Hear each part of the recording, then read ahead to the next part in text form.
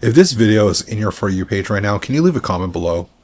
And that tells me that your algorithm cares about real people and real emotion. I appreciate the fact that you even clicked on this video. So the fact that you're hanging around past maybe even the 30-second mark just tells me that you genuinely care about a person, a human. So I appreciate that. There's no secret to growing on YouTube. There's no algorithm hack, secret sauce or secret ingredient that sparks virality, right? All that stuff doesn't exist. As someone who's been doing creating YouTube content for about 10 years, it seems like, and barely getting monetized in the past 2 years, and becoming a YouTube partner in the past 2 years, there's just some realization I want to have a conversation about. I'm Joe. This has been MatsuXL, and I'm just a 40-year-old trying to become a content creator while maintaining a family and a 9-to-5. So if you relate to that, subscribe to the channel. I appreciate it. I've read books. I've taken courses. I started like everyone who gets into content creation, right? Or gets into wanting to make YouTube videos, like a traditional sense, right? You see a bunch of people doing it and you're like, well, I could do better. So you get in, you try to do it, and you realize you suck. We all suck to begin with. You watch different videos to learn either how to use cameras, or you watch videos about how to create content. Like I think a lot of people who started have watched Think Media and Sean Canal, whatever, Sean Canal rhymes with channel. It's about the riches and the niches, that guy, right? I took one of his courses and I learned a lot, but I came to realize that he and like others, right? They make content and they make content for beginners, but once you kind of get past that beginner stage, it's not relevant anymore. I've talked to people who've done their courses, multiple courses, stuff like that. And not that I'm not bagging on him at all. Trust me, I'm not. This is not any grief, because I've learned a lot from watching his channel. But I realize it's for the beginning people who are barely getting into the game. I think we've all seen online these different marketers and coaches and strategists who say, they run 6-figure platforms and they could get you to doing that all from working at the comfort of your own home as a part-time single mother who can now have free work 2 days a week because I could live off of YouTube money and short content and blah, blah. You probably know people I'm talking about. But all that stuff, like these marketers and all this bullshit, if you will, right? It's all it is. It's bullshit. Like, yes, there's a lot of value into it, but you don't need to pay a strategist to do it. And I know I'm not one to speak looking at like my channel, like I got 1,000 subs ish, and you think, oh, well, if you know better, well, why aren't you doing better? To be quite honest, like, yes, if it was so easy, why didn't you do it? To be quite honest, it's not. Growing on a platform, whatever platform you choose, is not easy, but it's not just luck.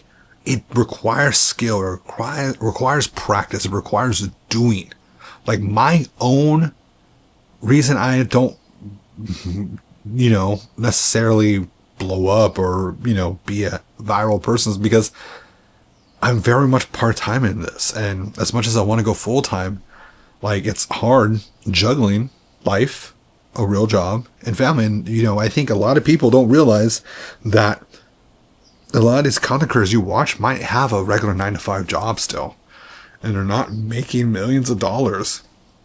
To become that like wealthy, that successful is very rare in any content creation, right? So it's kind of like a misnomer, or just kind of it's a lie. And I think that we need to be vocal and transparent about it. I'm recording on a Sunday because I couldn't get any, like my job has been so hectic and crazy that I can't take my normal hour break or 30-minute break at lunch to record videos. So I'm doing it on a Sunday while my family's doing other stuff. And, there are sacrifices that you have to make to do this. If I want to use my typical background setup and be loud and be a little bit more, my own true tone, like I want to feel comfortable in my own space. I don't have that anywhere else in this house. So again, there's different struggles. There's different things that a lot of creators go through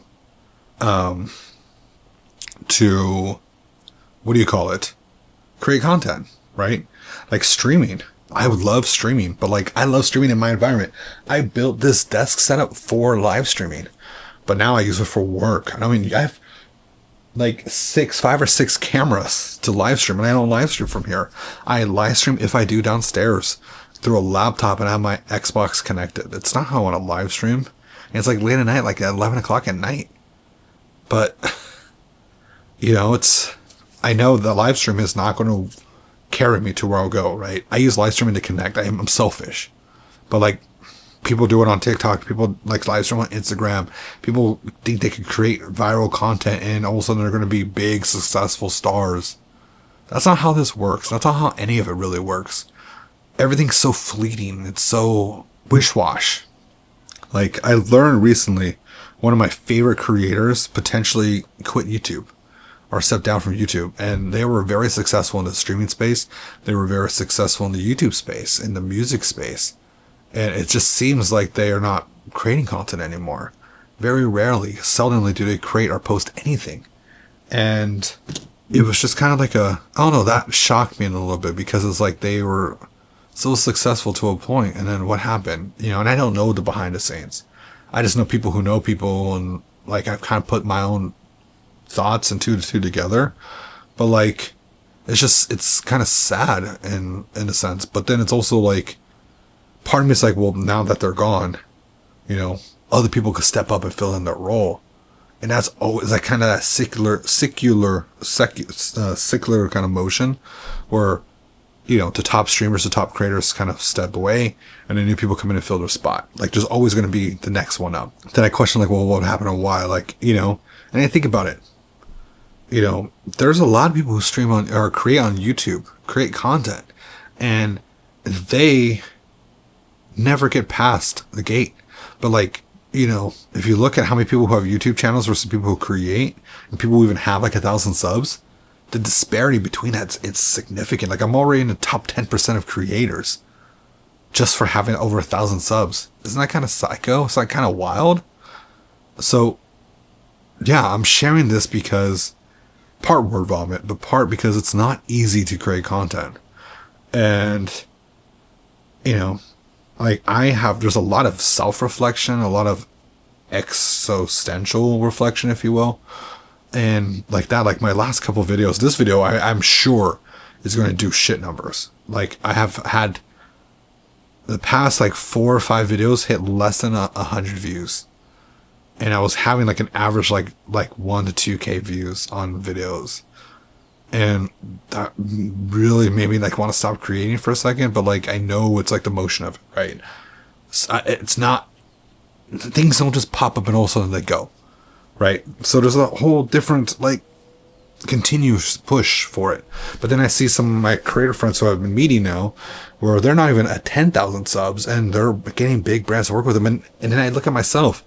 I've been fortunate enough to work with brands like Insta360, HubSpot, right? Like Arzopa, and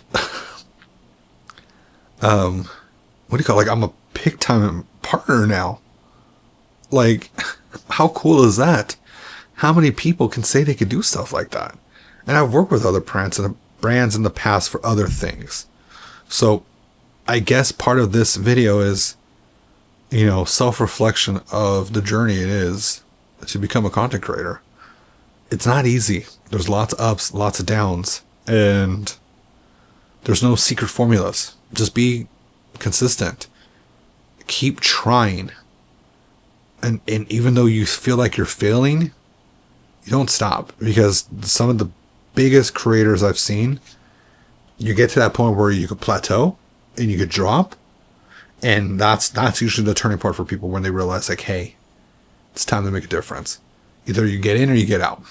And I've seen family members and friends who get to that point and they drop and they don't continue to push. Like, that's the hardest part, is getting, when you get that small little bump in the road, like anything, weightlifting, whatever the case may be, like, you got to keep pushing because you're going to excel there afterwards. And you don't see it in your immediate foresight, so you think it's not worth it. But if you continue to push, you will do it. It's a roller coaster. It's an ebb and a flow. But if you can keep pushing yourself, you will keep making that trajectory upward. And that's what I got to say.